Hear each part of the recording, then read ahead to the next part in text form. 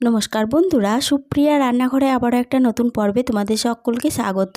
আজকে কাতলা মাছ দিয়ে একটা দুর্দান্ত স্বাদের রেসিপি আমি তোমাদের সাথে শেয়ার করব। এই রেসিপিটা এতটাই সুস্বাদু হয় যে গরম ভাতের সাথে এই রেসিপিটা থাকলে এক থালা ভাত নিমেষেই শেষ হয়ে যাবে। তাহলে চলো বন্ধুরা, দেখে নেওয়া যাক আজকে রেসিপিটা কিভাবে বানানো হয়। আজকের রেসিপিটা বানানোর জন্য এখানে 4 পিস কাতলা মাছকে খুব ভালোভাবে জল দিয়ে ধুয়ে পরিষ্কার করে নিয়েছি। এবার এই মাছগুলো একটা সাইডে সরিয়ে রাখলাম। এদিকে গ্যাসের ওভেনে একটা প্যান বসিয়ে প্যানের মধ্যে দিয়ে দিচ্ছি 2 চা চামচ সর্ষের তেল।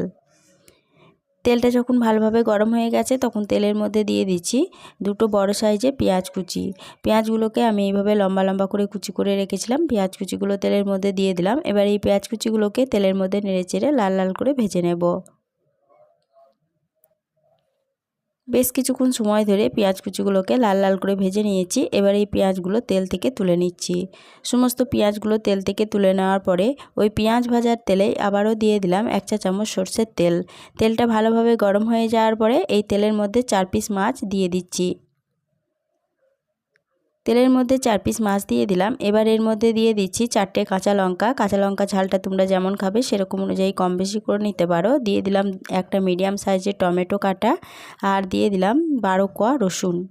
এবার এই মাছের মধ্যে দিয়ে দিচ্ছি খুব সামান্য পরিমাণ হলুদের গুঁড়ো, আর দিয়ে দিচ্ছি খুব সামান্য পরিমাণ লঙ্কার গুঁড়ো।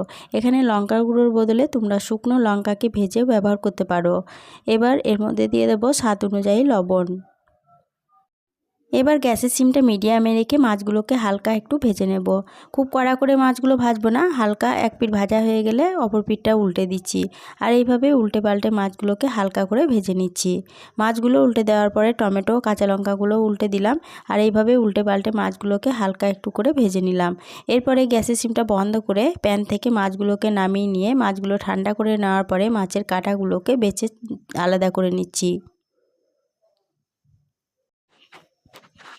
সমস্ত মাছের কাঁটাগুলো বেছে আলাদা করে নিয়েছি। এবার এই সমস্ত উপকরণ একসঙ্গে খুব ভালোভাবে মেখে নেব।